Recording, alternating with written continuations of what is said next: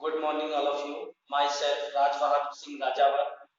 आज हम कक्षा 8 बसंत भाग था के पाठ 8 जो कि एक कविता है।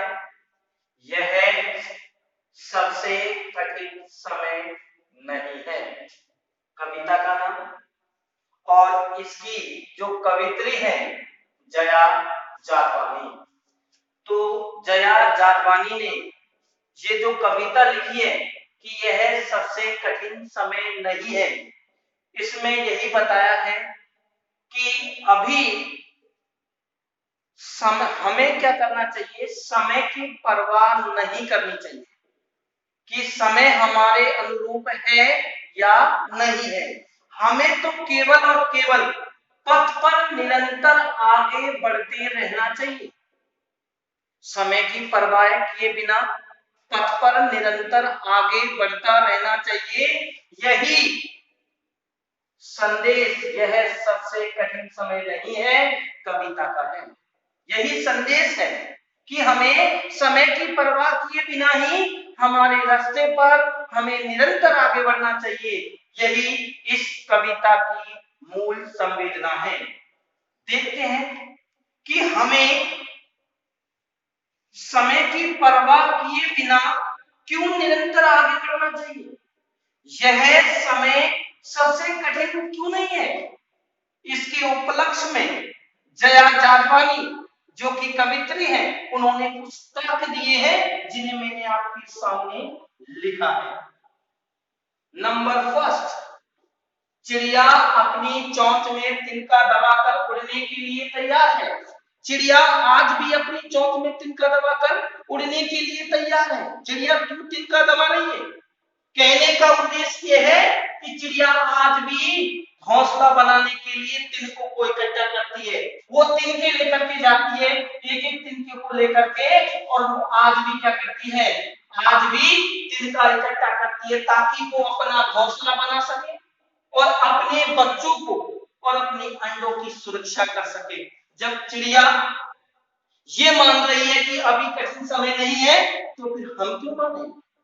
आगे कवित्री जया जाटवानी ने दूसरा जो तर्क दिया है वो ये कहा है कि डाली से गिरती हुई पत्ती, किसी भी पेड़ की डाली से गिरती हुई पत्ती को थामने के लिए एक अनुभवी हाथ आज भी तैयार है। कहने का मतलब आप कार्य करिए, आप काम कीजिए, और कार्य में यदि कोई बाधा है, कोई मुसीबत है, तो आपका साथ देने के लिए भी अनेक हाथ तैयार है। जिस प्रकार पेड़ से गिरती हुई पत्ती को थामने के लिए हाथ तैयार है, उसी प्रकार आपके कार्य में जो बाधा है, उस बाधा को दूर करने के लिए, संकट के समय आपके काम में आने के लिए हर हाथ तैयार मिलेगा आपको।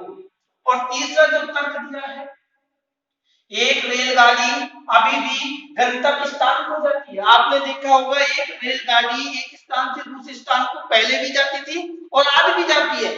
जब रेलगाड़ी अपने स्थान को आज भी जा रही है, तो हम कैसे मान लें कि कठिन समय आ गया है। इसलिए तो जया जाटवानी ने कहा है कि ये कठिन समय अभी नहीं आया है। और आगे उन्होंने चौथा जो तर्क दिया है कि अभी भी घर में कोई किसी की प्रतीक्षा कर रहा है। यानी कि आज भी हम देखते हैं कि जब कोई गेस्ट वगैरह हमारे घर पर आते हैं किसी भी त्योहार पर, बात पर, तो हम उनकी आज भी प्रतीक्षा करते हैं। इसका मतलब कि अभी कठिन समय नहीं आया है। और अभी भी नानी की कहानी का अंतिम हिस्सा बाकी है। समझने की कोशिश करिए, नानी ने जो कहानी कही बचपन में, उसका अंतिम हिस्सा बाकी है।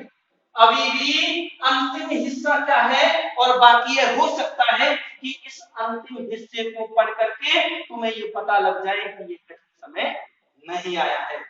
और अंत में उन्होंने कहा है कि अभी एक बस, ये काल्पनिक बात कही उन्होंने, हमारी कवित्री जया जाटवानी ने ये काल्पनिक बात कही है।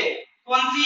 कि अभी भी एक बस अंतरिक्ष के पार की दुनिया में जाने वालों में से बचे हुए लोगों की खबर लेकर आएगी। कहने का मतलब जो अंतरिक्ष तक जो लोग गए हैं, अब जाने के बाद में वो जब रिटर्न वापस आएंगे तो वो अनेक समाचार हमारे लिए लाएंगे, अनेक खुशखबरी हमारे लिए लाएंगे। उन खुशखबरियों से हम ये जान सकते हैं कि ये अभी हमारा कठिन समय नहीं है। और इसमें हमारी कवित्री जया जागवानी ने आगे बताया है कि खून का जो क्या होता है, खून का रिश्ता जो होता है वो भावनाओं के रिश्ते से क्या होता है, बड़ा होता है। ध्यान रखना, खून का रिश्ता भावनाओं के रिश्ते से क्या होता है, बड़ा होता है। कहने का मतलब एक भाई की दुश्मनी दूसरे भाई से हो जाती है ईर्ष्यावश, लेकिन आपने देखा होगा दो भाई आपस में झगड़ा करते हैं, दो भाई आपस में क्या करते हैं, झगड़ा करते हैं, पार्टी करते हैं, लेकिन जब एक भाई की दुश्मनी दूसरे गांव वाले किसी व्यक्ति से हो जाती है, उस समय भावनाएं काम में नहीं आती है, खून का रिश्ता काम में आता है। मैं अपने भाई का साथ दे करके, अपना भाई का साथ निभा करके उससे दुश्मनी मोल देता है। इस प्रकार हम कह सकते हैं कि भावनाओं से जो रिश्ते बनते हैं वो खून के रिश्ते से बड़े नहीं होते हैं। तो इस प्रकार हमने पूरी कविता को भी पढ़ा है, पूरी कविता को भी समझा है। इस कविता में बार बार जया जागवानी जो कवित्री है इसी बात को कहती है कि यह सबसे कठिन समय नहीं है, अर्थात कहने का मतलब समय की परवाह किए बिना, आपको समय की परवाह नहीं करनी है, बिना समय की परवाह किए और अपने पथ पर निरंतर आगे बढ़ते रहना ही हमारा जीवन का मूल उद्देश्य होना चाहिए। आज के लिए इतना ही काफी है। जय हिंद, जय भारत।